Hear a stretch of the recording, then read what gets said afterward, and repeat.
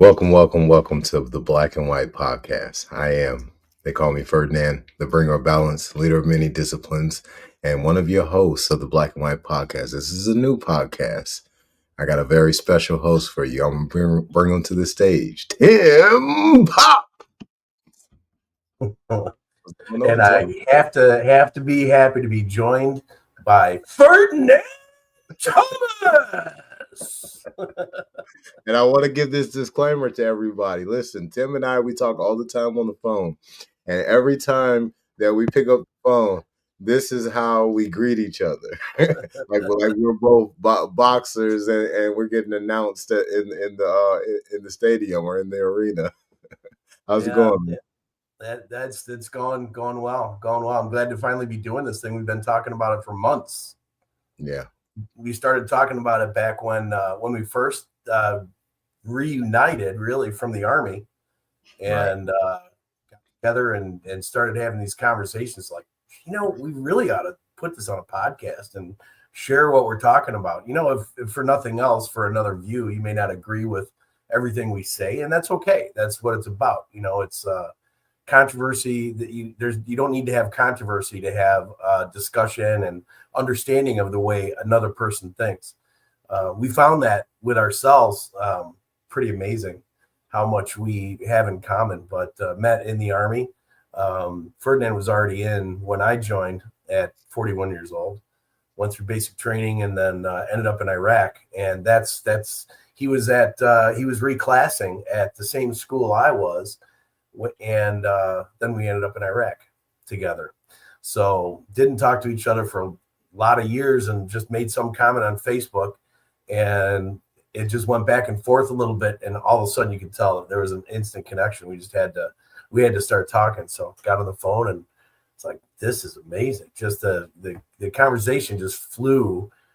Hours went by. It was pretty incredible.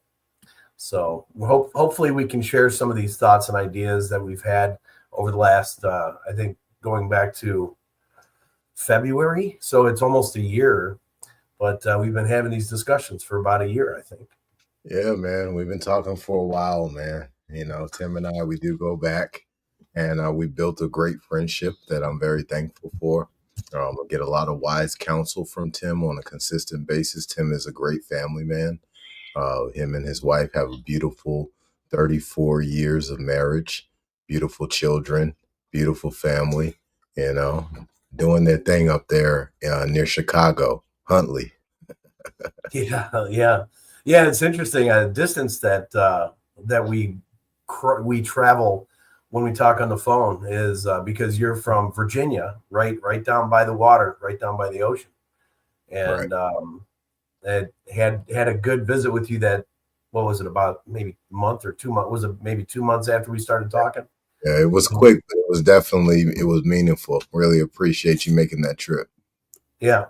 Yeah, it was good. It was good. There was a few things we had started talking about the podcast, and I thought, well, if I'm going to do this thing like this, we're going to have to spend a little bit more time together.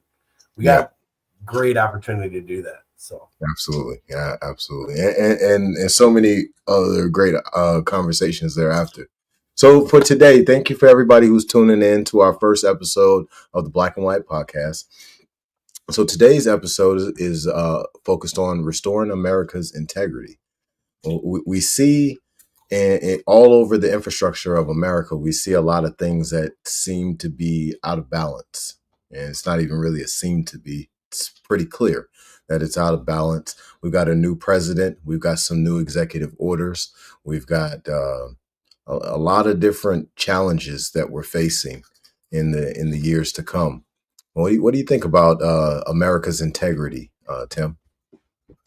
well, I mean, there's been a lot of holes made in it, is what I think, Yeah. and it's something that goes back to, it actually goes back my whole lifetime, and there's a lot of things that I feel I discover truth, and when I find those truths, I realize that there's a lot of things I was lied to, and not just me, but everybody in our let's just say our generation, everybody who's alive right now today, we've all been lied to, for a number of things, and some things are more significant than others, but usually it was driven by the thing that drives all those kinds of um,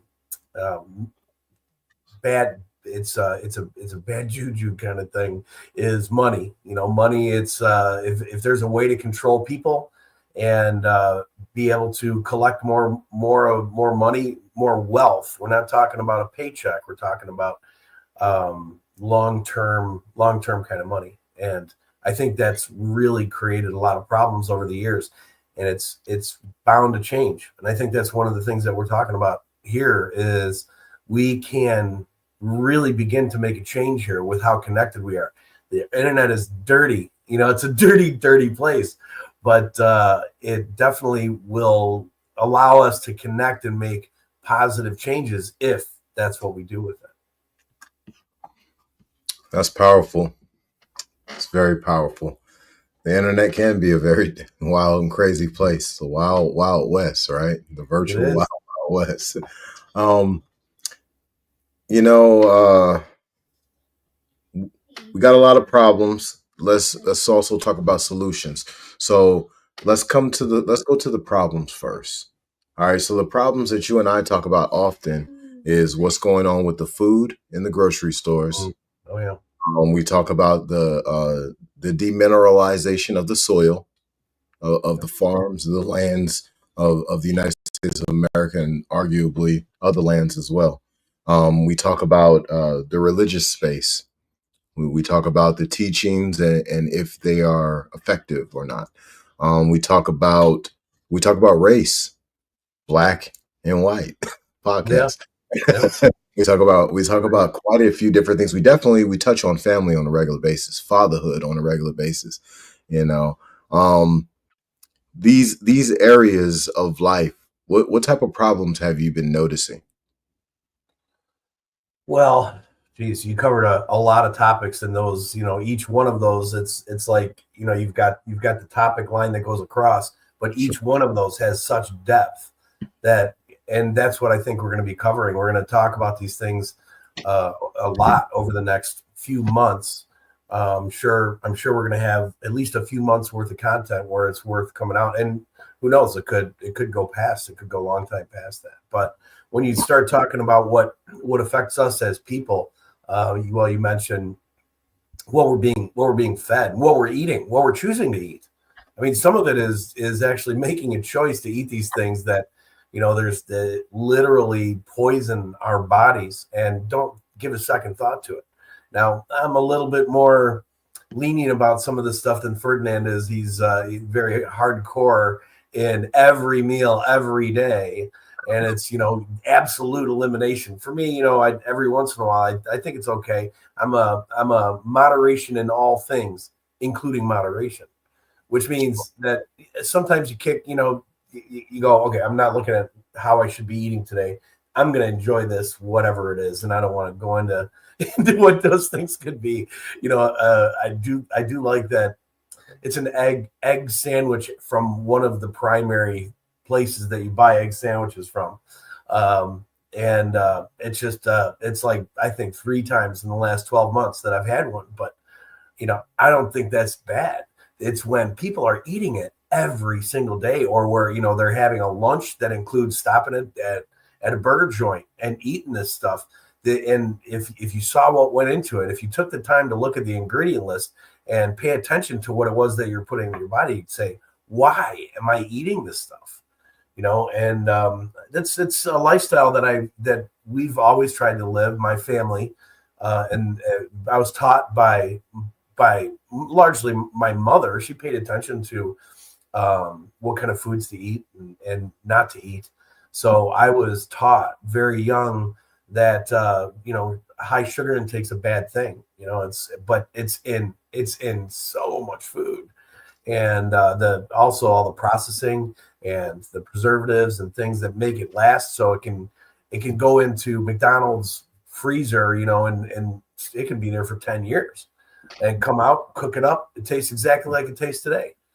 Have you ever tasted the parts of a sandwich like that? They don't taste very good by themselves. Somehow it's a magical combination that it has people addicted to, eating a Big Mac, 2 all beef patties, special sauce, lettuce, cheese, pickles on a sesame seed bun. Gotta have that special stuff. There used to be a contest. If they called you up and you could speak that out, then you'd win. But I don't know if that contest is real or not, because I got called. I said it, and I thought I won. I was so happy. I was a little kid. Yay, hi. But all those things that are out there, that's really the core. With what you all the topics that you mentioned, I mean that is so important to the core of how we behave, how we treat one another, how we treat our children. What we're teaching them is it all comes down to that foundation. What is it that you're putting inside your body? Sure. And I think that is, gosh, maybe that's the most important place to start. Absolutely, and I'm glad you said that, and that's part of the reason why I shaped the question the way that I did, is because today's episode, for everybody out there who's tuning in, thank y'all for being here, is episode 1, and we're touching on restoring America's integrity. So when we think about restoring integrity, that brings us to the basics. That brings us to the origin. That brings us to the building blocks, right? So the building blocks of a nation would be the family structure, right? Then we got to look at, well, what's going on in the family structure within America? Well, we've got a lot of dissension. We've got a lot of triggering that's happening and trauma responses to perspective on a regressed trauma. And then we've got a lot of people doing what you just explained, Tim.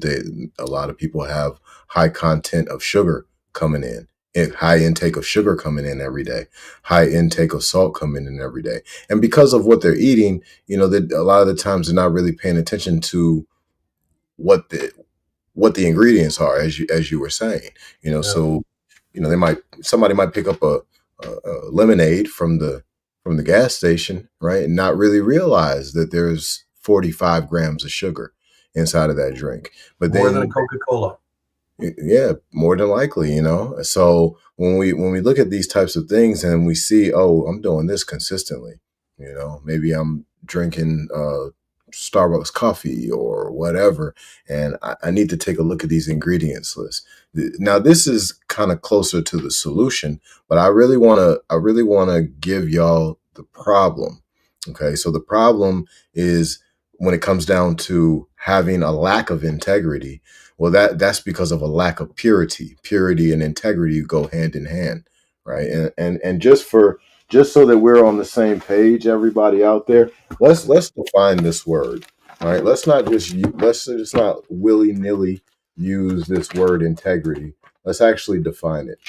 Let's make sure that we're on the right page, because we're going to go somewhere special tonight.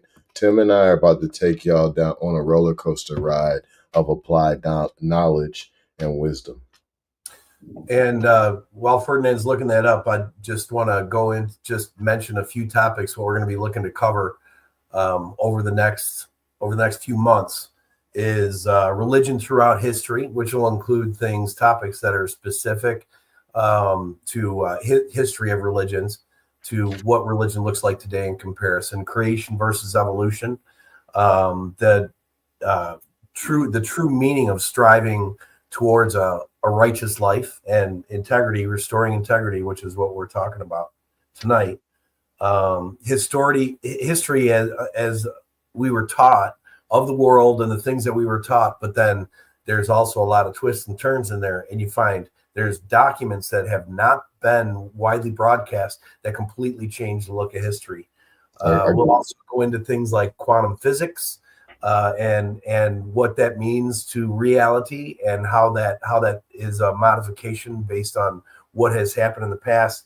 Also, the connection that it can make in a faith basis, because both of us are faithful men. You know, that's part of our lifestyle, but accepting of all thoughts along those ways.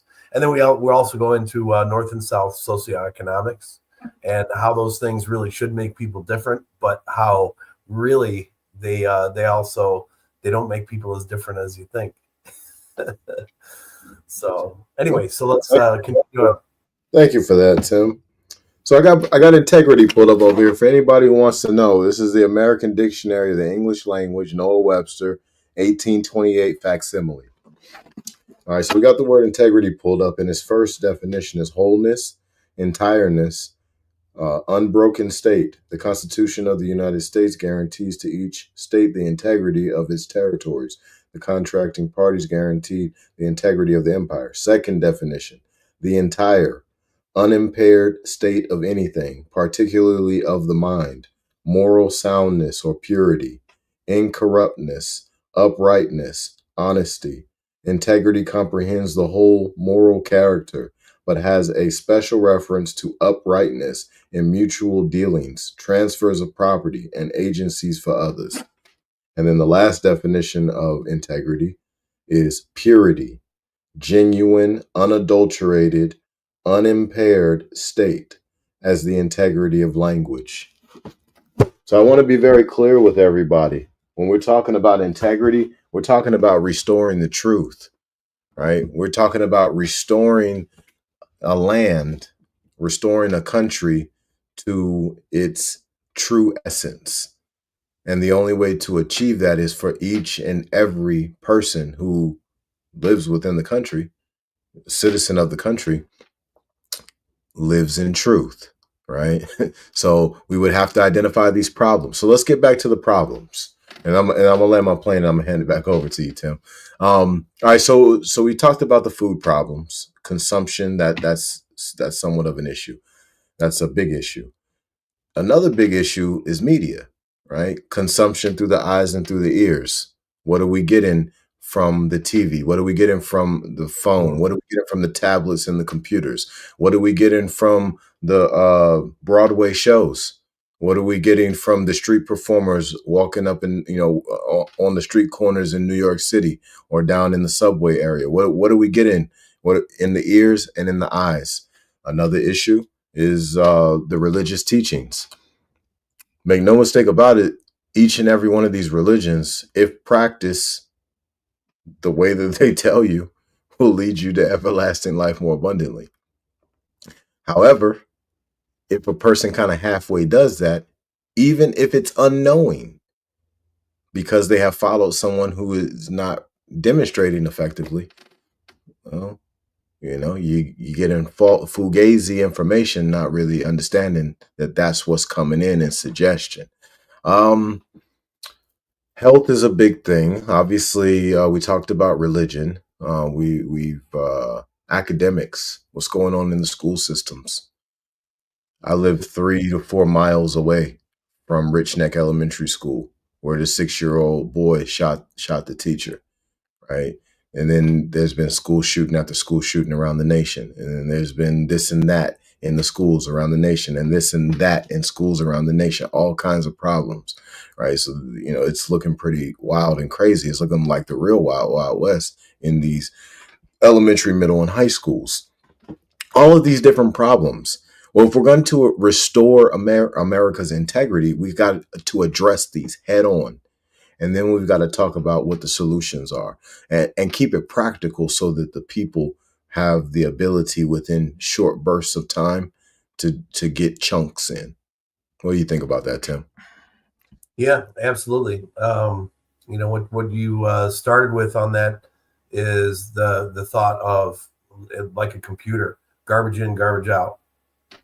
So if you fill your mind constantly with nothing but the lowest possibility of human experience, then it's going to affect how you live and how you respond to other people, your emotional responses, things like that. And there are a lot of people that they're careful about that. But I think what the general public is being fed is it has a lot of those problems. A lot of the problems of being things that are integral, and integrity being something that's lost over the course of time because we keep being fed more and more misinformation, bad information, and where it allows us to.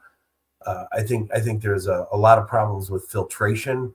There's a lot of problems with censorship, but then censorship being the thing also going backwards, where we're not seeing the good things that are available in life. Why aren't those things being put out? Because they don't sell. It's not. It's you look at media going back to advertising going back to the 50s. Well, sex sells.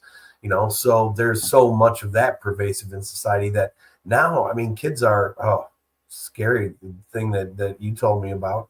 The way kids are responding in texts and what they're saying to each other in texts. I mean, I can't even imagine that. It was, I was young once, and certainly curious and wanted to be, wanted to learn as much as I could about the adult world, but it wasn't something that I had the kind of exposure that our kids have today. And I'm not sure how you control something like that. I'm not sure how, to be a parent in today's world is a challenge, but it's something that you have to do actively in order to make the change happen, from the core source. And it's there. It's something that needs to be looked at a lot more seriously. Absolutely. When you start trying to solve these problems, it's really something that we start with self in the home, right? Each and every person would have to walk their own journey of increasing their self-discipline, maximizing their sacrifice and humility, right? Because this process of growth requires a certain amount of humility, sacrifice, and sacrifice, letting things go that don't serve. Keep in mind that there's a lot of things that we have in our existence that they don't really serve much outside of the purpose of gratifying our emotions.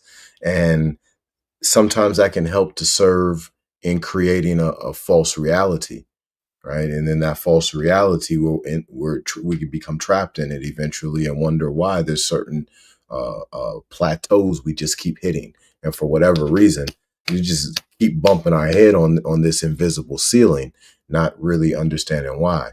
Well, doing this go within process allows us to activate educo, right? And within the in Latin, educo means to draw out from within. Well, if we have each and every person, each and every man and woman, each and every child drawing out from within the treasures that they already have, that they were innately born with, now what we have is the tools necessary to restore America's integrity. Now that's gonna require the 6 keys of life: nutrition intake, water intake, sunlight intake, exercise, sleep, goals, having an overcoming type of attitude to go into meditation focused on overcoming the perspective on regress trauma. Each of these pieces is what gives us the tools to free ourselves, because now what we're talking about is giving integrity of self to each and every person in the home. As that happens, each of the communities get stronger because everybody's living the truth. Now people's energy is not being harvested. Now people are saying, "Oh yeah, Mr. Timmy, I'm gonna come over and I'm gonna cut your grass, and you gonna pay me $15? All right, cool." So you goes over and he cuts Mr. Timmy grass, and the other person give him $15, and both people handled it with absolute respect. Everybody was on time. There was punctuality. There was customer service. All of these things help to shape each person's day, because even though the person who came to cut the grass ain't in Mr. Timmy's house, if he come over and he do a kind of a fugazi job, Mr. Timmy might go in the house and be telling his wife, "Man, you know, this guy cut the grass. He took my $15. I don't feel good about this." Well, now what happened? That energy transferred. Well, what if we have the energy transferring of love, compassion, and empathy, happiness? What if we have the energy transferring that's of giving, right? Yeah, Of and sacrifice of things that we don't need. You know, why what happens? what I like about this, and I think everybody really needs to pay attention. This is these are the details behind the simple phrase, positive thinking. Think positive. Go out and think positive, be positive, and you'll get positive results. These are the details of how to make that happen. Lifestyle changes that make a difference. I mean, I'm getting up in age, but I feel pretty good for being for the age that I'm 58 years old. So for being 58 years old, I could go outside right now, even though I haven't been running. I could go outside and run down to the store and run back with a half gallon of milk. It's about a mile and a half away. And so it'd be a 3 mile jog. But I think I could still accomplish that without hurting myself, lifting things and being able to move. Sure, I've got the same kinds of pains and so on, which I mostly just push through. That everybody else has. You just have to find that within yourself to push through those things. But if it wasn't for a lifetime really of living like that, I mean, there's plenty of poisons I've put into my body over the years, but still in general, I've been living a healthy life. And I think that's why I'm able to do what I can still do today. And there's quite a good number of people that I see some classmates that we've been getting together over the years, starting from reunions that we would still get together with with some regularity. And you can see that there's a lot of people that are also living healthy, but you can also see some people that they really should be making this is like your last chance, being in your 50s. No, I can't say mid 50s anymore. my wife would laugh at me for that, but where if I didn't do some of these, the water intake, eating properly, having trying to bring myself to center, meditation, pureness of thoughts, trying to bring these things into the center of my being, I know that I would not be in as good a shape as I am. I'd be, especially for injuries that I've sustained due to my own I'm a bit of an adrenaline junkie, so I like to jump out of planes and ride motocross and things like that. And I've had some injuries due to those experiences. But if you raise your children to have the strength that they're going to be able to hold through that in life, then it's going to be something that pays them back all the way through the end of time. And if they're allowed to eat garbage and only have screen time, where if they're not doing anything but spending time watching whatever videos and playing video games. There's no constructive time there. There's going to be problems down the road that are associated with that. And that's what we need to get away from. Yeah, absolutely. We definitely need to grow from that. And some of the ways that we can go about that is having purposeful time with our children, having purposeful time with family members, making some of that purposeful time growing a garden, making some of that purposeful time hunting or fishing, right? Doing things that bring utility and bring togetherness, that bring unity, right? And a lot of the times, we'll teach little Ray, little William how to earn money, but how about teaching them how to build a house? Like this master builder we have here on the podcast. How about teaching them how to set up their own corporate structure? How about teaching them the certain tools that put them in a space of absolute independence? Yep. Absolutely. And I think it's something that's important that we make a change to. And it has to be, that's the thing about it, is it's got to be a conscious change, because if you just ride along, then you're going to ride along with everything that what society pushes on you, what society pushes on your kids, what your kids, the people that are around them, call them friends. If their friends have negative input, then that's the input that they're gonna maintain. If you spend the time with them, and if you explain the differences and how you should be living, then obviously you're gonna continue to impact. There's a lot of vacant parenthood that's happening. There's too much of let Johnny Depp, he's watching his TV, just let him do that thing. Where spending time with them would be a much more productive way, like Ferdinand, you just said, just to spend that positive time and teach them maybe some of the things that they're not going to learn in school. They're not going to learn gardens. They're not going to learn. I guess there's cooking classes and so on, and home ec and that kind of thing. But what are they being taught? If it's mainstream stuff, there's still a lot of stuff that they're doing and cooking and making in mainstream that is not healthy. That's not good for you. So you need to supplement that with other ways to do things, and that with the garden and bringing the garden inside and having those fresh those fresh foods. And also knowing, so going back to the soils being depleted, and I don't know if they push. I don't know if the food pyramid is out there, but that was one thing that was pushed on us back in the 70s. It was the food pyramid, and it had you're supposed to eat 12 servings of grains. Well, you shouldn't eat hardly any, really. I mean, it's the grain consumption. Grains in general. They wanted to get as much sugar as possible. Pardon me? You kind of broke up on that. They wanted you to get as much sugar inside of you as possible. That's so right. When you're thinking about eating a whole bunch of grains, it's turning into sugar once it gets processed. And that's part of the thing that you were talking about too. Mineral depletion in the soil.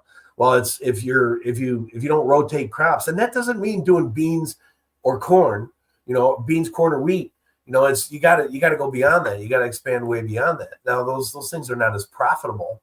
You can't stick them in a box with a bunch of preservatives and have them last for 10 years. It's a lot of the stuff has to be eaten fresh. So you can't, if you can't make money, that's where we come back to money, where it was driven by money. So you say, well, the food pyramid, well, that was designed by food scientists and dietitians, correct? No, it was not. It was designed by politicians, and it was politicians reacting to the farming industry and cranking out large quantities of this stuff. They didn't even know what it was going to do, and here it is. It's poisoning society, and it's still very, very proficient today. It's out and proficient. Yeah. Prominent. It's still very prominent today. All the grains, everything that we're fed. Yeah, it's beyond proficient today. The system is a well-oiled machine.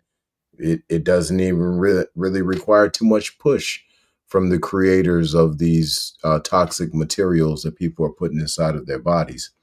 There's a lot of whistleblowers that have been coming out, and these are credible individuals, people who have graduated prominent medical schools, operated as physicians in hospitals for quite a while, many years. Some who have been from the CDC, some from the FDA. There's been quite a few whistleblowers out here who've been telling the truth about the things that they've been doing. They've been talking about the geoengineering. They've been talking about the social engineering. They've been talking about all the different ways that they've been moving the sheep, herding them intentionally.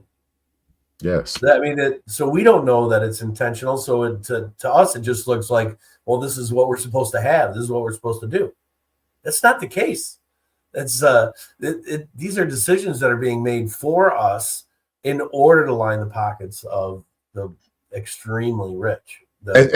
See, this is the other thing, right? So yes, the decisions are definitely being made for us in a way, even though people are consenting to it. But see, the real problem with most of these situations is informed consent is not being presented effectively. Like one of the things in counseling, because for everybody out there, I'm in my master's degree right now for clinical mental health counseling, and one of the things we go over again and again and again, I mean, they drill it in you, is informed consent, and if your patient doesn't feel like they was informed effectively, and then it can be proven that you might not have did your full due diligence to properly inform that patient, you could lose your license. After all of that time in college, passing all these tests to get this license to practice counseling, and just like that, boop, license gone, right? Because informed consent wasn't taken serious. But this is what we see today. Informed consent today is written in legalese. Well, most people don't really read that language. They don't. Most people aren't privy of that language, or they are privy to it, but they're not well versed in it.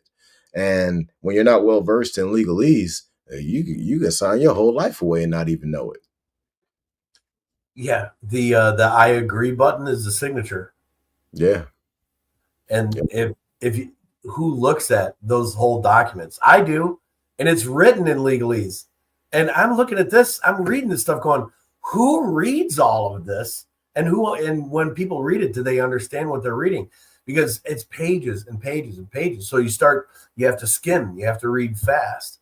But if you do that, and you don't have a law degree, or if you haven't been reading in real estate contracts and various contracts throughout your career, you're going to read this stuff and it looks Greek. Right. I mean, are people understanding what it is that they're signing up for? And we're talking about also with when you get into something where you're signing papers, or you're clicking the I agree to, there's a lot of freedoms that you're giving away. Those freedoms are something that it's in there, and it says we have the right to, and so on and so forth. And then you have no right to sue. The first thing that happens is arbitrage, and it goes, and it mentions, does anybody even know what that means? It goes to arbitrage. It's so you have these legal terms, and you're signing it, and it means that you can't come back and make people liable for what damage that they've done to you. Most people don't even realize what damage is being done to them, which is the whole point of having it written in the first place. It's just in case you realize how you were damaged by consuming this product or using this app or doing these things that you're signing yourself away for, which is why in most cases you need a lawyer when you're talking about a major contract. You're talking about real estate, you want to make sure that everything is square in that real estate contract. Well, you got to get a real estate lawyer.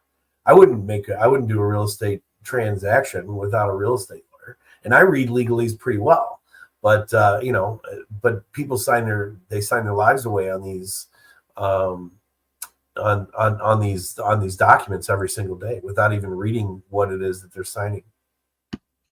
That's an absolute fact. You know, kind of shifting a little bit, but before I do, thank y'all to everybody who are here tuning in to the Black and White Podcast. This is our first episode. Tim and I have come together to bring you a conversation about restoring America's integrity.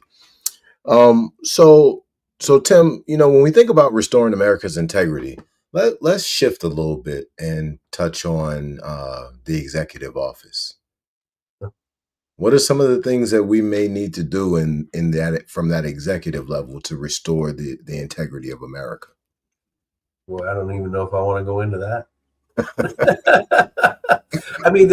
So you get into political stance, all right, is what you're talking about in order to really understand where one man's mind is, and I know I'm not the only person that thinks like me. I'm a centrist. I was born and raised a Republican. So, I've kind of had that conservative part of me it's always going to probably have a little bit of dominance, but I am far from being a far right Republican.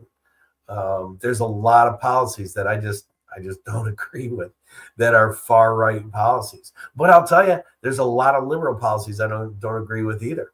Where the far left, it's like both sides, those extremes. When you get to those extremes, there's so many things that they put out and people stand up for and say, this is the way you should believe, when that's not necessarily, it certainly isn't the truth. And where do you find the truth? I think the truth is usually somewhere in the middle. Is that what you asked me? I forget what you asked me. What was the question? When it comes down to America's integrity, I was just wondering what your thoughts was on the executive office, what role they play. But I agree with you that there's some complicated situations going on in government. I'm going to be honest with everybody out there. I don't think that the government is capable to handle what's coming. I think that they know what's coming, but I don't think they're capable of handling what's coming. I think it's going to be a little too heavy for Donald Trump and all of the individuals that he has on his cabinet, and ultimately under his staff in some which way, shape, or form, with all of the millions and billions of dollars in the budget that they're use. I think that they're in a bad position, and they need our meditations and they need our prayers. Yeah, I don't. And you made a post. I don't know if I don't know the detail behind this thing. I don't know if it's a positive or negative thing, but Trump went in and he cut what funding? He cut federal grants. He's going to cut all federal grants. Well, he backed off on that. I don't know if you saw that. No, I didn't see that today. So he backed off on that. So I'm personally encouraged that by pushback, is like, oh, okay, so this is not going to be something that people like. Yeah. And I'll go back on this. I'll change this back, and I'm going to make an adjustment on my thinking on this. So it's going to be, maybe it'll be partial, some certain areas that he's going to go in and change, instead of making it a broad-based thing and say, I'm cutting it all. Maybe he'll be reasonable for some of those things. I'm not a real big fan of the tariffs, that I don't want to get into a lot of specific things, about it, but, because the reason that in my mind, there's no way Harris should have won. Not only because I don't think she could have, because I don't think she could have, no matter what she said. She was just a replacement for Biden, and it seemed like it made sense because she was vice president. But they didn't take into consideration the things that she had going on in her mind, or what she didn't have going on in her mind. Her inability to follow through and do anything productive that I could find in her vice presidency. And I know it's kind of a, it's people say the vice president, it's a nothing office, but she had specific tasks she was given, and she did nothing with them. Well, the vice president's office is definitely not a nothing office, because we saw what Dick Cheney did. He had a large amount of control over a whole lot throughout the entire world Yeah. as the vice president. Might as well have been the president. But kind of getting away from the specific careers of these individuals, when we look at the power of their office, do they have the power to help, to not just help, but to actually get things turned around? Absolutely, in my opinion, I definitely. think, They yeah, have. I think there's a lot of things that he's going to be able to accomplish, and what one of the things about having a two-party system, which would have disappeared if Harris would have gotten in office, I believe that it's Elon Musk said probably the most poignant things about that and why the two-party system would dissolve if the Democrats had won this last. It's like it doesn't matter how Democrat you are, really it would have been wrong to vote Democrat in my mind, and it's something that not necessarily every Democrat knew that was a problem. But with the immigration thing, it would have gone sideways. And sure, you would have had a Republican on the ticket, but there would have been such an overwhelming amount of votes that would have gone, that are basically bought and paid for. Free being admitted to the freest and best country in the world. Still believe that. I still believe that. We have problems, but take a look at what everybody else has for problems.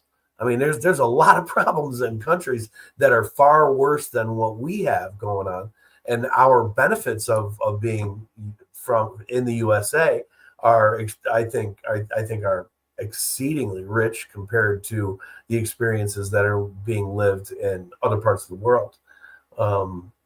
Switzerland is pretty cool, but anyway, never been there, but it looks like it'd be a pretty cool place to live.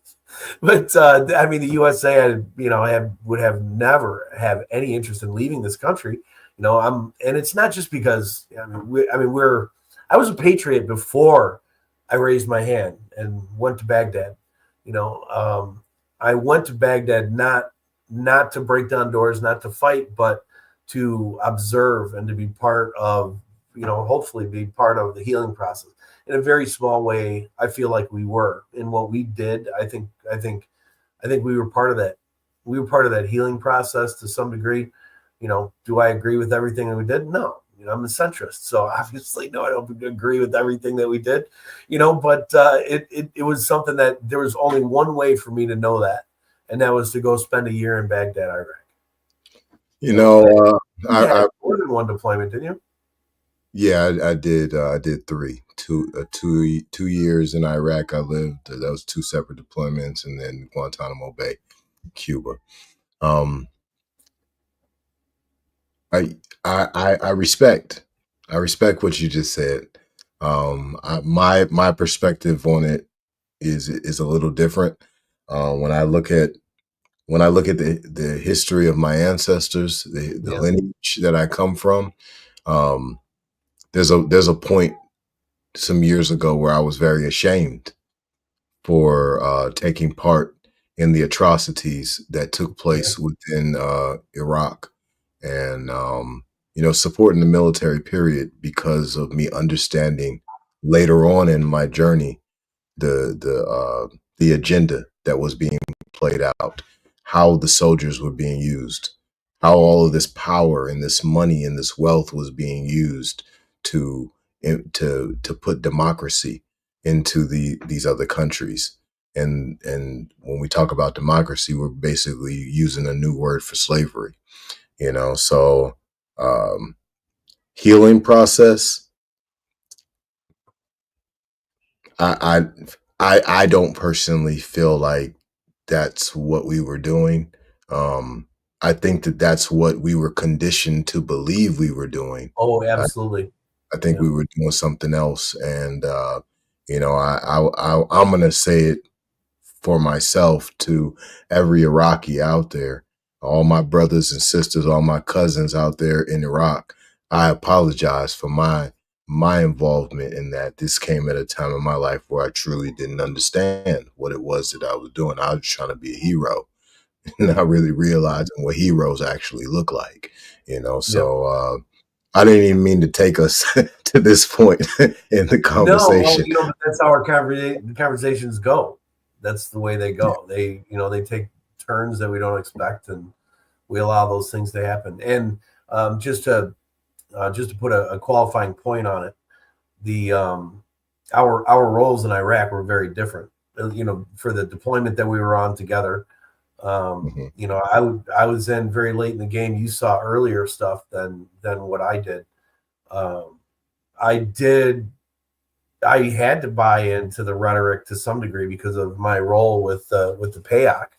It was public affairs command, and we we had the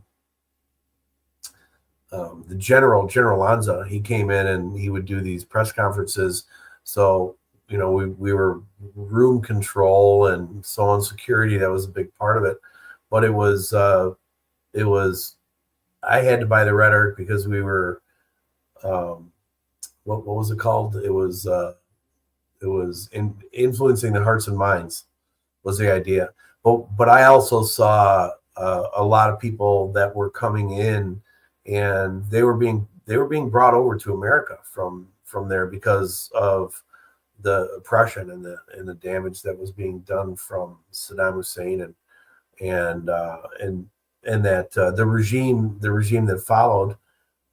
There was a lot of people that came through, and they were truly hurting. They were people that they were beaten for what they thought and what they believed in, and I saw our response for that, and maybe because we had different roles. My role, I saw those things. We were trying to be truthful. It was I what I did, one of the jobs that I had while I was there was editing all of the media that came in.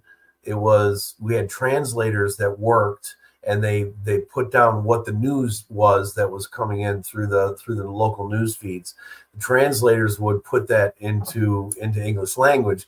My role was to make sure that punctuation was right, that the general could read it and not look at it. If there was something that wasn't clear, I already filtered it, and I went back and I talked to the translator. I said, "Now you said this over here. I'm trying to understand what it is that you're writing." And I had those discussions every single day in those reports that I gave.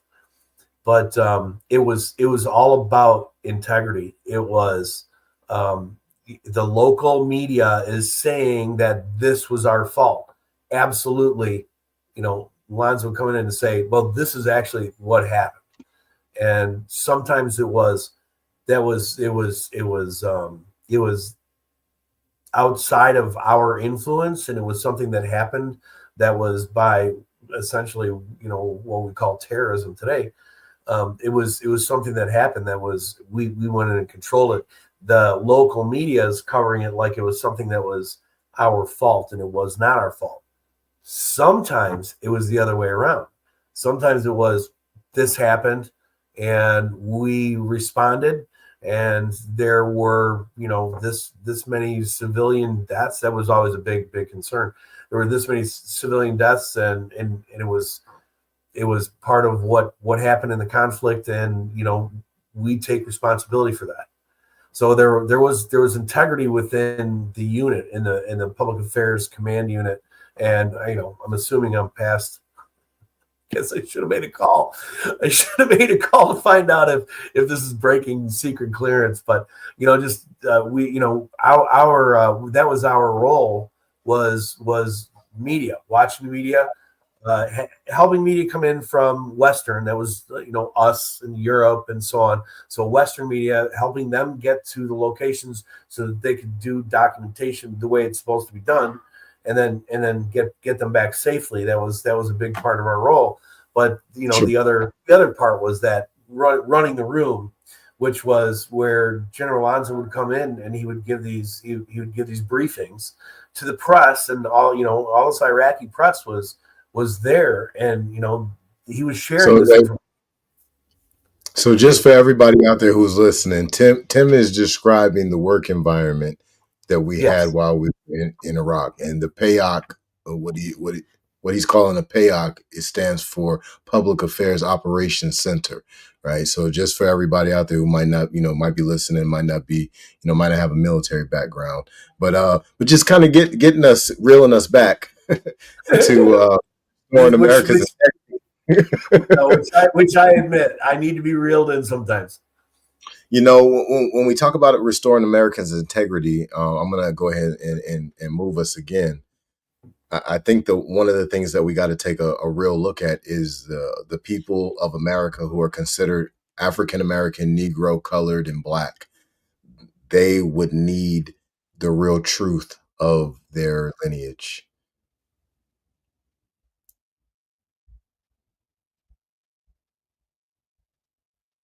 Yeah. What's your thoughts on that? Um, I think that you've uncovered some very interesting things about that on that topic, and it's certainly something that we're going to be exploring um, deeper as we go on. Covering maybe touch on it a little bit today. I don't, what is it? Probably 20 hours of conversation. Well, Before we get let's go ahead and dive right into it. So yeah, when we talk about America's integrity being restored, well, we've also got to look. We got to look at the original. We got to look at the. We got to look at the Native Americans. We've got to look at the Indigenous Americans, the Aborigines, and we've got to see what their state of mind is, what their state of health is, how they're living, right? Because this is an important piece when we're talking about the foundation of a nation. Those families need to be strong. Are they right now? I would say no. The vast majority of the Aborigines of America believe that their family members came on slave ships and were delivered over here, bought and sold for inexpensive prices.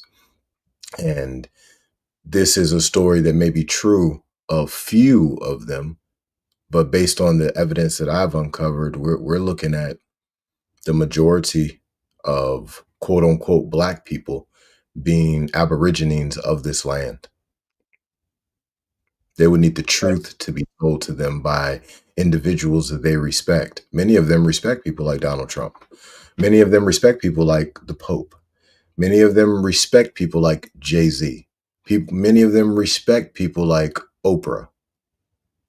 They need to tell the truth. They know the Yeah, truth. yeah. Well, and that's something that's a mind blowing, completely different than the rhetoric that we've been given. Yeah. And that's going to take some time, some documentation to pull that up, and it's pretty amazing how much of this it just is in the face of truth.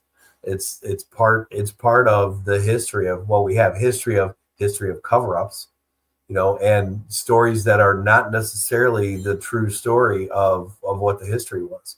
But you know, take a look at the numbers of what they said, for that came in slave ships, and then what those numbers ended up being. There's a lot of things that don't jive.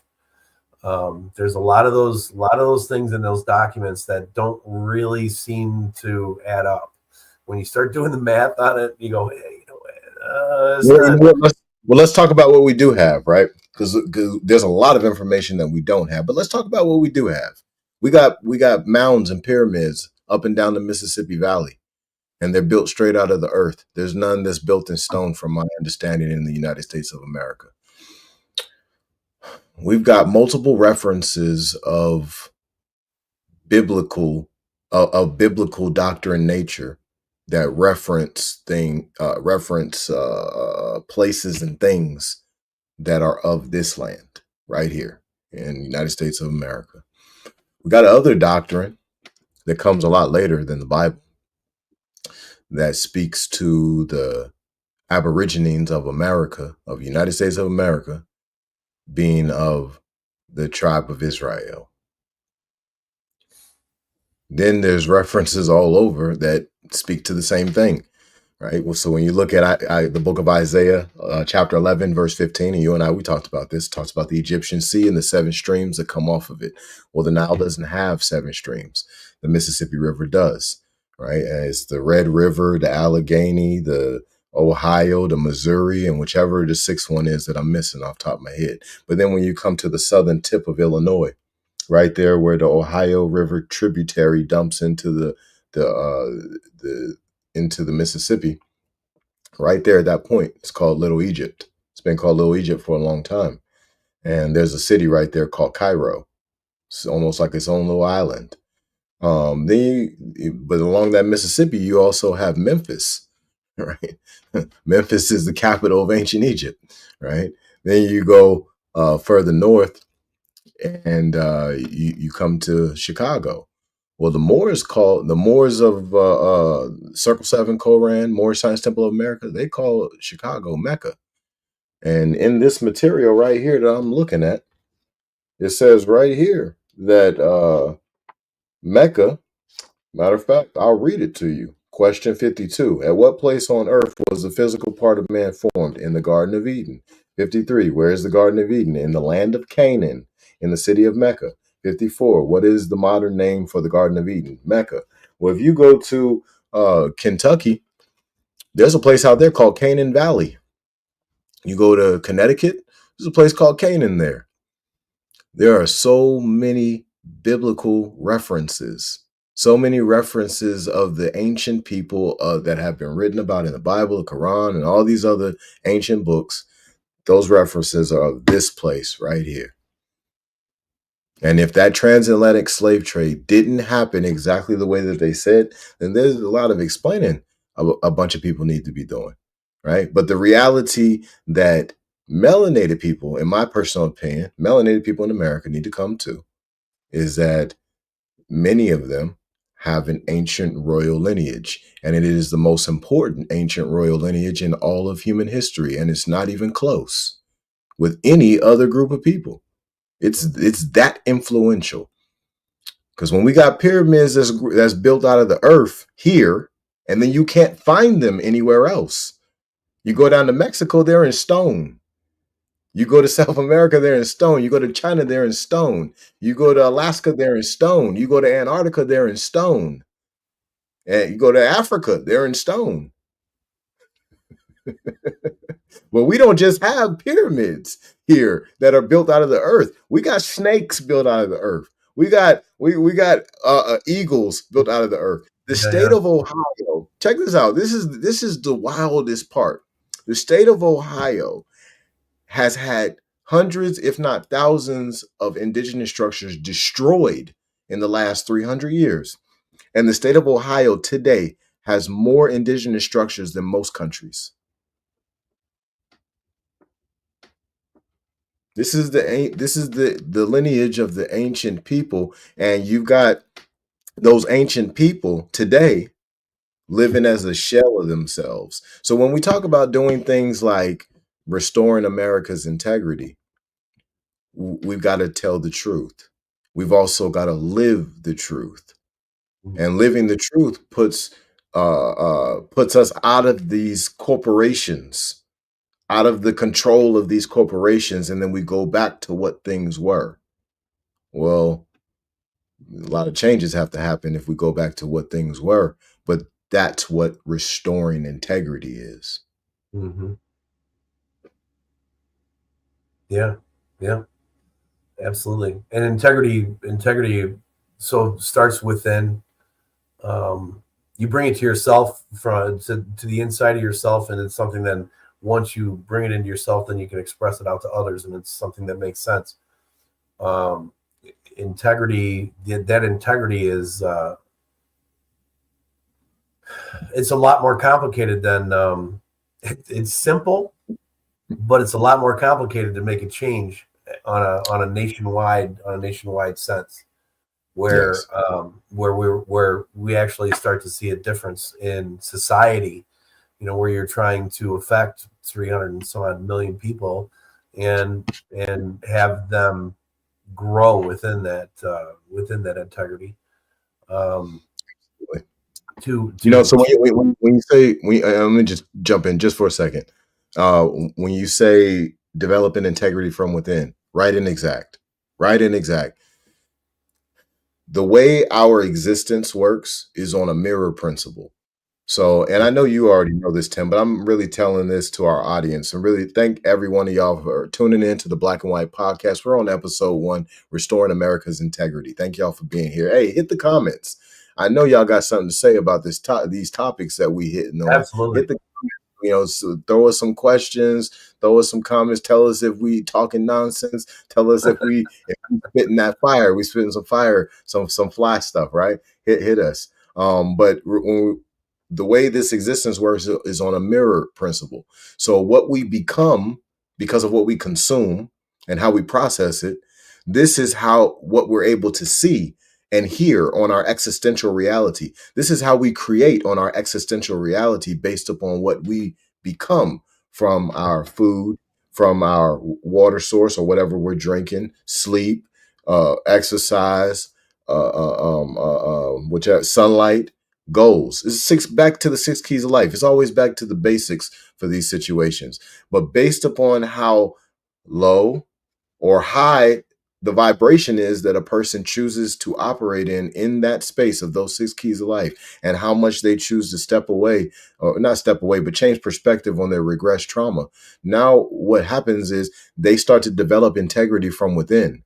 Now what they're able to see in their existential reality is the same. It's the equivalent. You can see the truth. It's going to pop out. Like when I walk in life every day, and I'm going to land my plane with this. When I walk in life every day, I walk by spirit and not by sight every single day. And as I do this, and I've gotten a little stronger with it over the years, the whole world for me is black and white. But the steps I'm supposed to take, they like in neon colors. It's like the yellow brick road. Follow the yellow brick road. Follow the yellow brick road.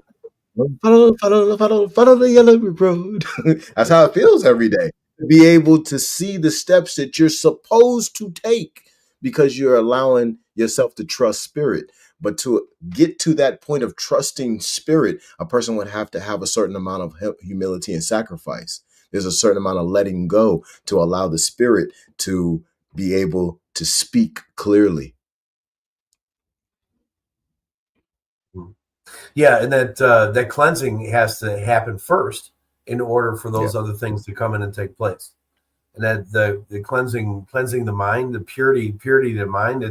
It's not to have, well, I don't really want to use biblical terms, but not to use evil thoughts against other people, to find, hey, they're having a little bit of difficulty, to find more positive ways to look at other people that are having problems.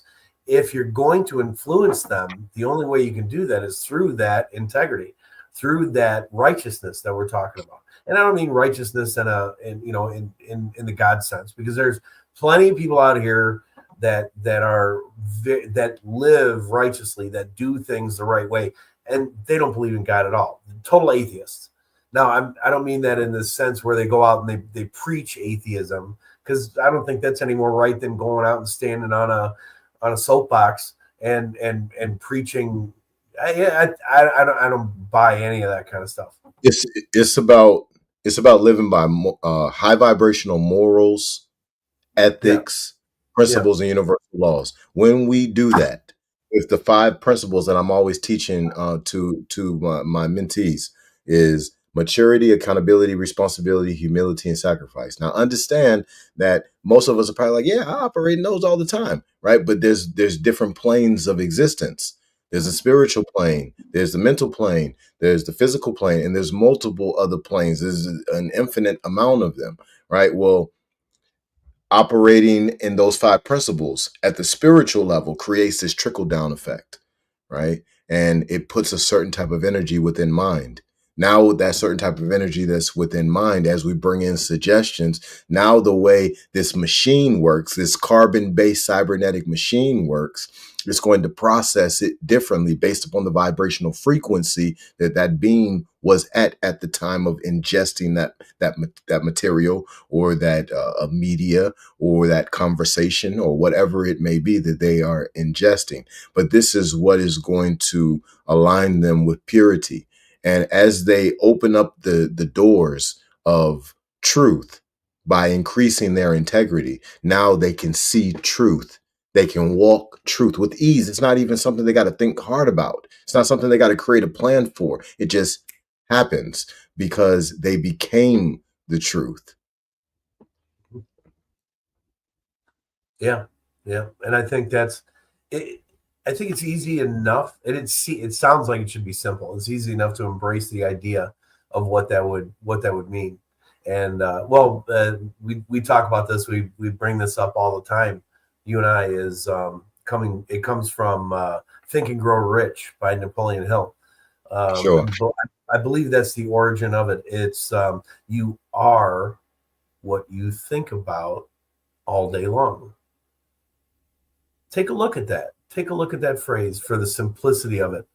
What is it that goes through your mind from this point to that point, from the time you open your eyes, which, by the way, all the waking hours, that's what makes up your dreams.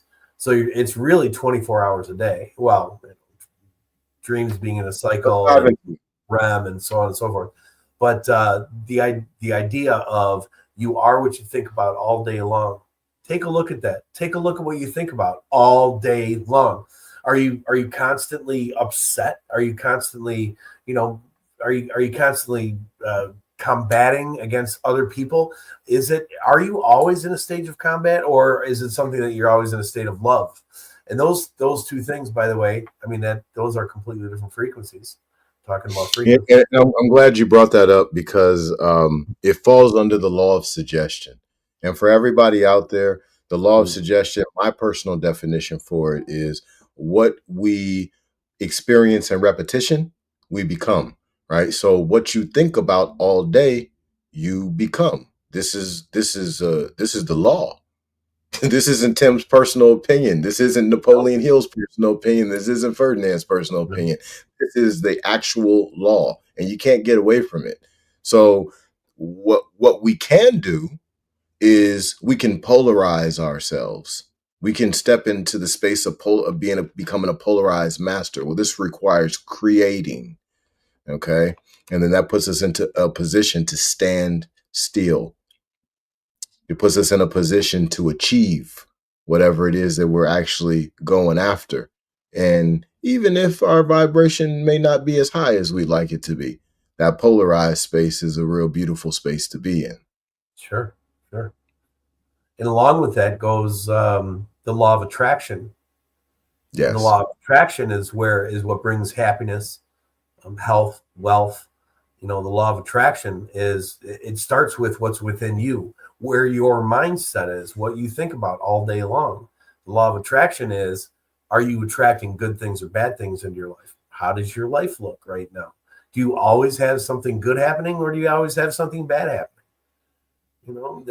That's the law of attraction. You attract what it is that goes on in your mind. Absolutely. So when we think about restoring America's integrity, these laws are paramount. They're super important. The law of suggestion, the law of reciprocity, the law of attraction, the law of sacrifice, and the list goes on, right? Of these laws. So exercising um, a polarized type of use of these laws within the vibration of each law. Now, what we're doing is we're putting ourselves into a position to effectively and efficiently reshape our sacred geometrical algorithm of our lives and to Mhm. get a different outcome or a different equivalent from whatever's on the left side of the equation. We got the equal sign right here. Well, whatever we want on this side of the equation, we got to have this side over here matching up the way it's supposed to, right? Yeah, And how we achieve that is with those six keys of life. How we yeah, achieve that is with the laws that we were just discussing. And this is how we restore America's integrity. Understand that restoring America's integrity does not happen from the White House. It happens from your house. It yeah. happens from my house. It happens from Tim's house. It happens from Ray house. It happens from William house. It happens from Keisha house. Every house has got to stand up and say, all right, how am I using my 168? Right? What's 168, Ferdinand? 168 hours in a week. How am I using that 168? Oh Let me yeah, do a yeah, real yeah. audit. I know that about a third of that time should be used for sleep. That's 56 hours. Well, how am I using the other two thirds, right? One third for another third for work, something close Yep. to it anyway. It might not be 56 hours, maybe it's less, but for a lot of people, it might be about 56 hours. Then what you doing with the remaining 56 hours? Really take an audit of your time. There's a book that I love to teach from called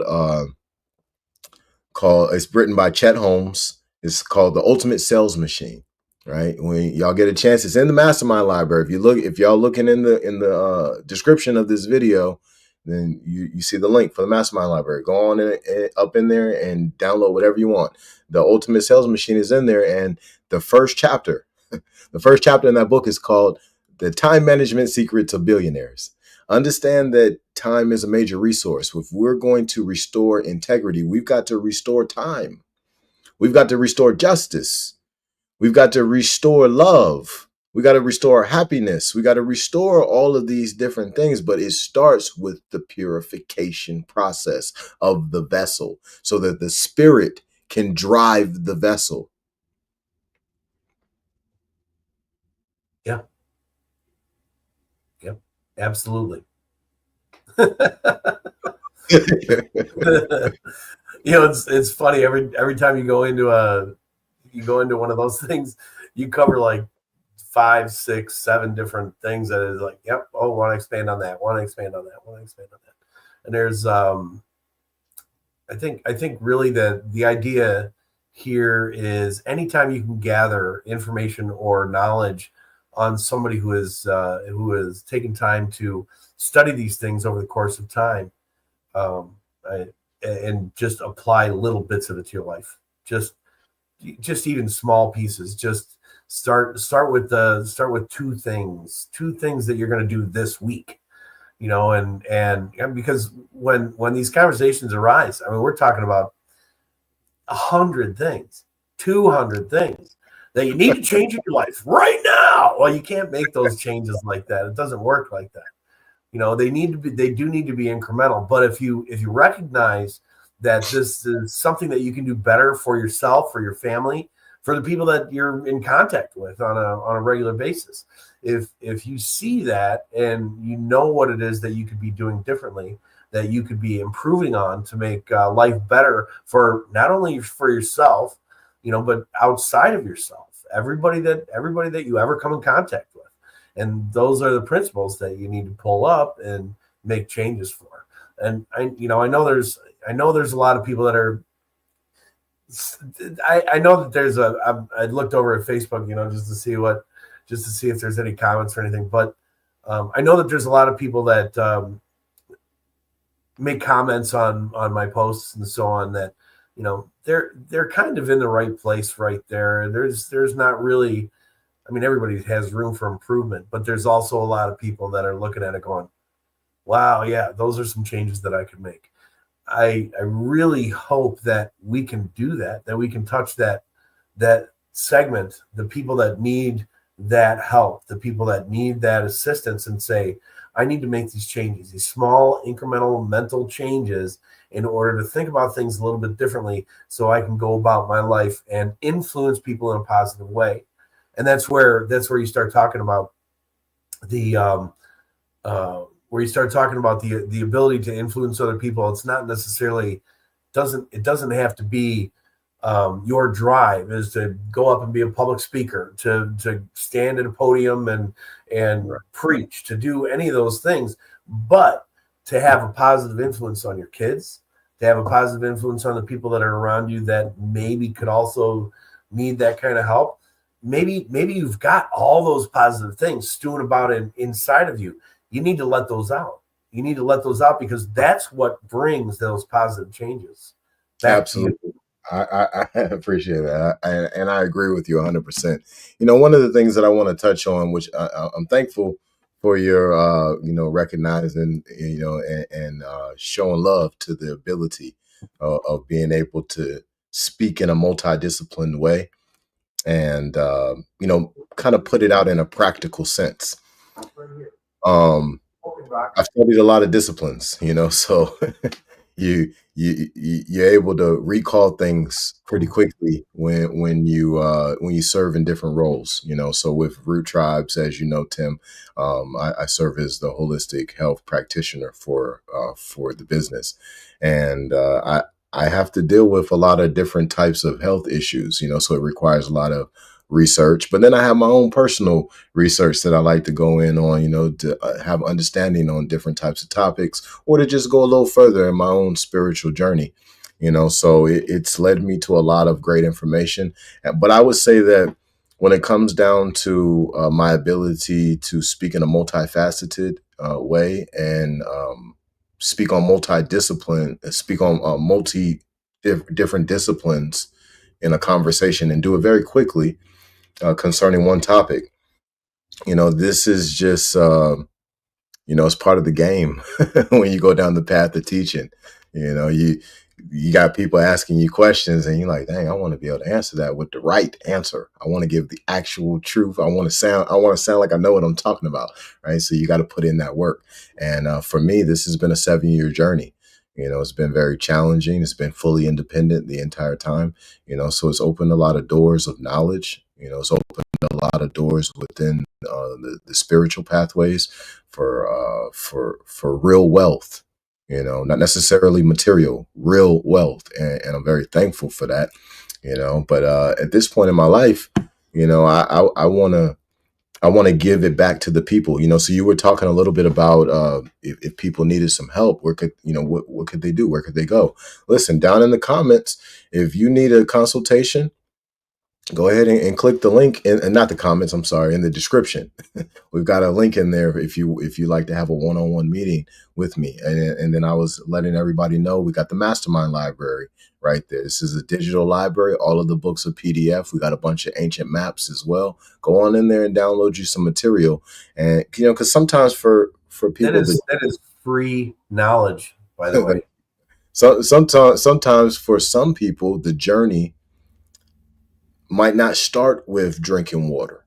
It might start with picking up some reading material that you don't normally read, and it opened up a door in your mind, like, oh, let me pull on this string, and then you went down this rabbit hole, and you learned all kinds of things about yourself because of learning about something else. It forced you to dig deep inside of you, and then now you're inspired to do certain things that were hard before, but now they're easy. And now, shameless promotion here. I take Root Tribe's supplements. I pretty much don't take anything else. I didn't talk to you about I like glucosamine chondroitin combo thing that I have. I don't know if you have something for that, but anyway, the supplements they're outstanding. I mean, it's the purity of them is really good, and you can tell it is like a noticeable difference compared to just standard supplements. I like the gummies, but the gummies it's mostly sugar, and there's not a lot of actual mineral and vitamin ability to put that much stuff in there. It's mostly to contain the sugar that makes you want to take the vitamins, but they're excellent supplements. My mother loves the brain boost. I take it too, but it's an excellent product. Just a shameless, and it's, by the way, very, very reasonably priced compared. Go to GNC and get anything that would even suggest that it does a similar thing. It's going to cost you a lot more money. So Root Tribes is a great product line. I had to get that in there. Thank you very much. That was the perfect commercial break. But I want to be very clear with everybody out there. Tim, he speaks highly on those that he loves, like people like myself. But at the same time, please understand that what Root Tribes is bringing to the people is a higher mineral content. So we use very specific herbs that's going to give the body the minerals that it needs. Most people in America are in a demineralized type of situation. They're not completely absent of minerals, but they don't have as much as they need, right? So Root Tribes brings that. If you need minerals for your brain boost. You need minerals for your pancreas, diabetes reverse. You need minerals for your bones, bone health. And you need to take care of a kidney problem, lupus, right? We got maybe somebody's got dealing with lupus. We've got something for that. We got something for everything, STDs, and We keep we keep our products reasonably priced because we want to have an impact with the people. We want each and every family to have the capability to help themselves heal. There's no hospital that you need. There's no hospital that you've ever needed except for maybe you broke a bone in a car accident or something like that, right? But if we are living whole, if we're living in whole health or striving to get to that place, I can almost guarantee you hospitals will be empty. The bulk of people that will be in there will always be the staff. Yeah, yeah. You take a look at what people are sick on. You know what their sicknesses are. You know, it's so much of it, and you look at the details behind it, and it comes back down to nutrition. What have you been putting in your body all this time? You know, as long as you've been alive, and if you're living on the things that are being produced and put out in the stores. You know, we talked about minerals, so demineralization of the soil. You mentioned that. Um, and I was taught that since I was a child. We have farmers in southeast Missouri in the family. It's where my dad came from, where he grew up. But they talked about the importance of crop rotation, and crop rotation. That's part of what it is. That one crop will consume specific minerals at a very high consumption rate. It goes into the plant, and it ends up in the fruiting bodies, and ends up in the products that we eat or drink. But the problem is, if you plant the same things over and over and over again, which is exactly how it's done throughout the grain belt, which I live in the middle of. It goes east and west from here, and north and south to a degree. But we're in that band where the soil is extremely rich. The soil is not so rich anymore. It's something that those minerals and those vitamins have been pulled out of the soil, and without being replaced, then that's where you have that demineralization of the soil. And now, as you're eating the things that you would normally expect to get those nutrients from, it's not there anymore. Which is why we got to rely on GNC, whatever supplement stores there are. And there's no regulation for those kinds of supplements.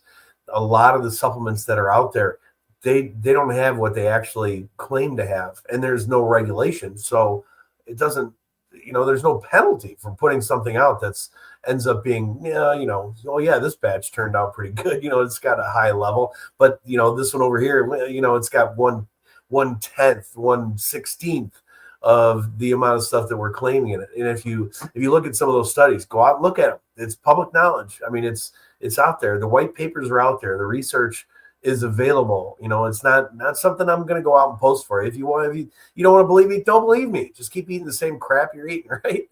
But it's a matter of going with a supplement where you understand where the source is and what that source is about. You go to Root Tribes and you'll see that. I mean, the prices are reasonable. There's no way they're in it to get rich, because that's not gonna happen. Maybe now he's gonna start looking at that, going, hey, Ferdinand's gonna look at his list and go, maybe I need to raise the prices. I'm listening to you. I'm like, well, I don't know. We could, if maybe 100,000 people buy from us. But that's the beauty of it, is that you're putting it out there for the sake, again, having people be healthier. It's one tiny part of your enterprise, and meaning where you draw income from. And it's one of those things that's out there, and it's strictly for the sake of being righteous about it. It's truly a righteous product. Thank you. I really appreciate that. I some years ago, right before my wife and I decided to found Root Tribes, I started on a pathway of giving away the gifts. So this is where the motto of FHTII.com comes from: expose your gift. There's a transformation that I went through. So I went ahead and said, you know what, I'm going to take all my gifts, all this corporate structure knowledge, all this marketing and media knowledge, and then the holistic health knowledge, and I'm going to just give it away to the people. Well, I could give away the knowledge, but I wasn't able to just give away the herbs because the herbs, seeds cost money. Some of the herbs, they won't grow in this hardiness zone at certain times of the year, or they just won't grow in this hardiness zone at all. So I would have to outsource for those. You got to pay for those, right? So we had to put a price on it. But I'm kind of like I'm kind of like the commercial for a car insurance or the car dealership. He said I give them away, but my wife won't let me. Yeah, yeah, yeah. I just really appreciate that. What you put it out there. I know you don't have a huge amount of this podcast is not going to change that. You don't have a huge amount of customers where it's hard for you to keep up or anything like that. But I just hope more people find that, it's that one little facet while you can still almost give it away, and live healthier, be healthier. I know I see differences in myself, and my mother, she's 80, she's going to be 86 in 2 months from now. And there's not been a whole lot of things that really make a big change in her life. And she said, "No, I like that." And she's the first one to say that supplement doesn't do anything. She's the first one to complain about. No, I'm always trying the next new thing. What's out there. Noni juice was big deal. A number of years ago, and I would still be drinking it if it's like, but it's $1 a shot. Man, I used to buy noni juice for like, I don't know, it was like $20 to $50 for a bottle. And I mean that stuff was expensive. I used to buy it back in like 2013, 2014.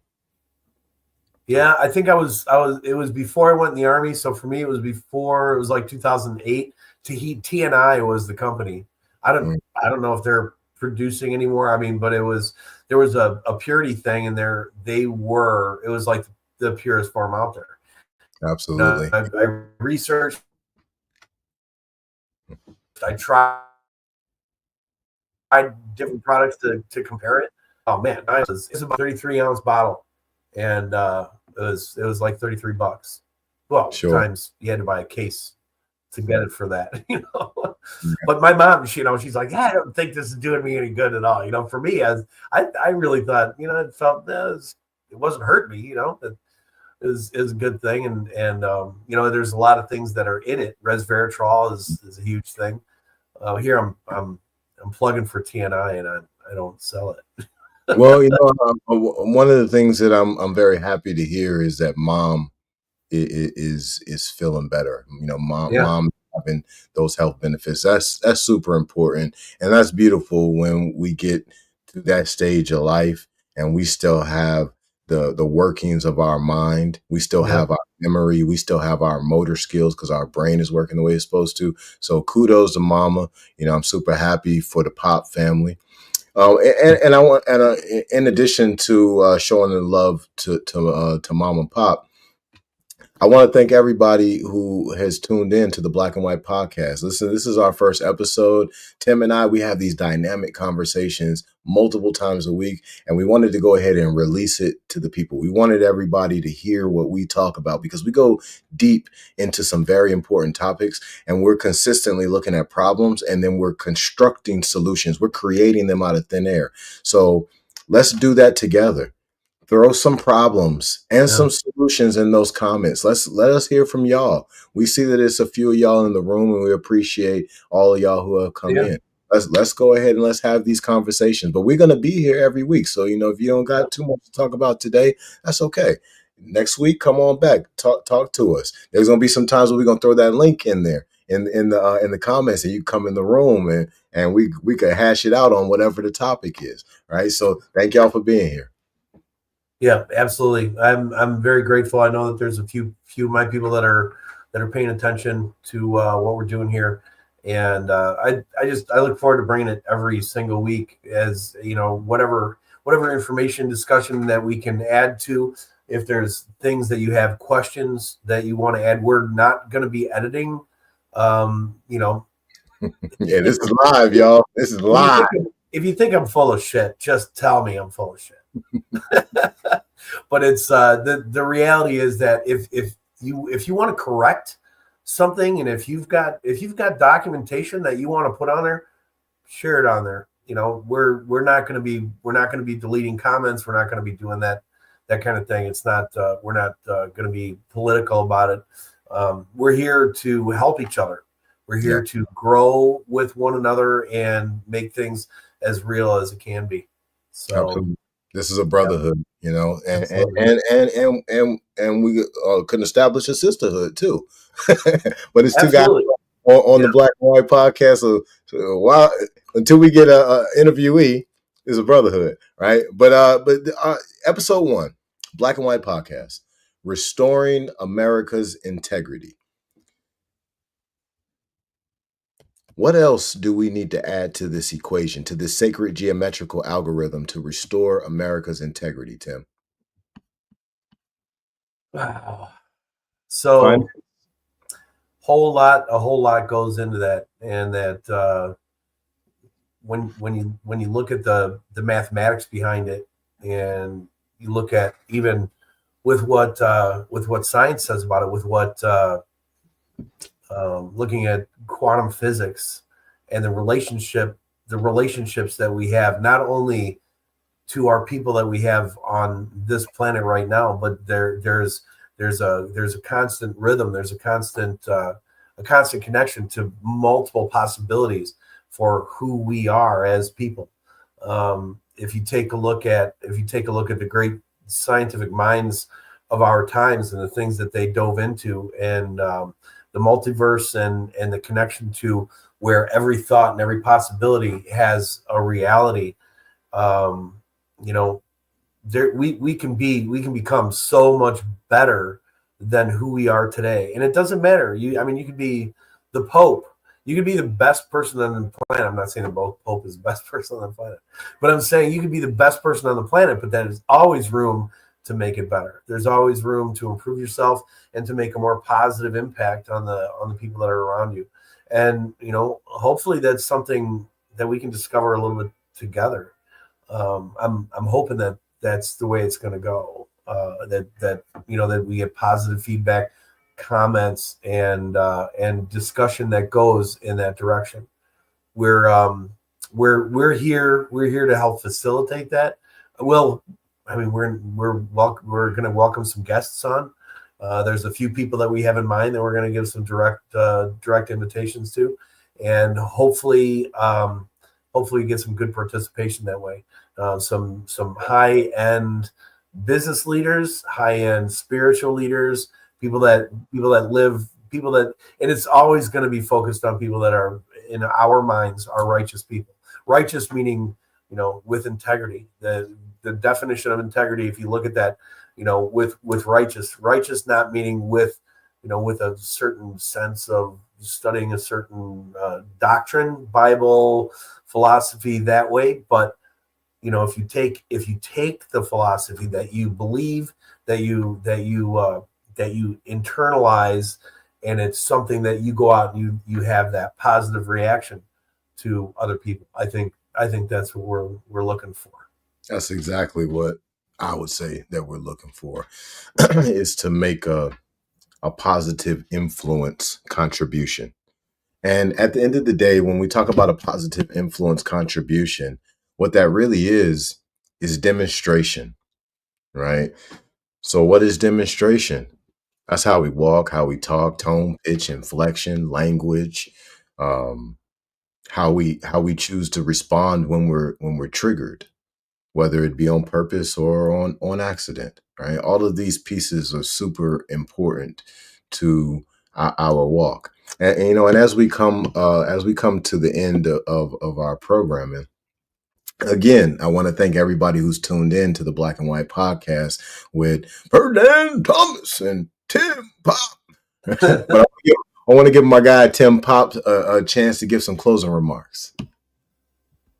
Well, I guess my closing remarks are pretty much a restatement of everything that's been said through what we've been talking about so far. I think that we can become better people if we choose different inputs, if we see what we're doing to ourselves and to the people around us, and make improvements on how we influence other people. Um, I think that's really our overall goal. And some of this stuff is going to be a little bit heady. When we start getting into the guts of science, but we'll always try to keep it in a conversational mode. So it's something um, where examples are drawn out, and it's something that's easy to understand. We'll always try to do that. Some of the stuff can get, when you start getting into the technicals of some of these things, it can go deep really fast. Fortunately, this is all recorded. If it's something you want to listen to again, second time or third time, you want to catch it, like, what did he say? You can always rewind and so on. We're going to be putting these out and trying to separate the topics into smaller modules, so you could actually pick out the topics that we're doing. And I really hope to have a gathering of people, intellectual minds, and people that are seeking, just the same. I'm looking for those opportunities to be able to share what it is that we have, and make sure that you have the opportunity as people who have that knowledge and that integrity to bring it to the table and share with us and be part of it. I know there's going to be I have some people specifically that I'm expecting would say they'd like to be part of the discussion at some point along the line. We've sketched a lot of broad strokes. We need to get into some of the detail of things, and I'm really, really looking forward to doing that with you over these coming months. I thought we were going to do this once a month, but Ferdinand says it's going to be once a week, so we'll just do it once a week then, with Ferdinand Thomas. Well, thank you very much, Tim. We really appreciate you tonight. Your wisdom is always top notch. You got this very special flow that's just hard to explain. Certain level type of energy, and the guy is built like a Mack truck. I gave Tim a hug one day, and I was like, man, that's not a guy I ever want to get into a fight. But Tim's the nicest guy ever. So listen, everybody at home, y'all go ahead and give Tim a hand clap, and we're going to catch Tim next week. Thank y'all so much. All right. The Black and White Podcast. Tim and I, we've been talking about creating this podcast for months now. And we wanted to make sure that we did it right. So there's some things that Tim helped me with. There was some ways I was communicating that I could have got better in. And, he gave some of his wisdom, and I was able to make some changes that gave a little bit more spiritual elevation, a little bit more connection with people. So I'm very thankful to Tim, and I'm very thankful to Miss Elena for letting Tim free for 2 hours. Really a little closer to 3. But anyway, it's the Black and White Podcast. This is episode 1, Restoring America's Integrity. We know what we need to do. Let's work together and let's get it done. Expose your gift.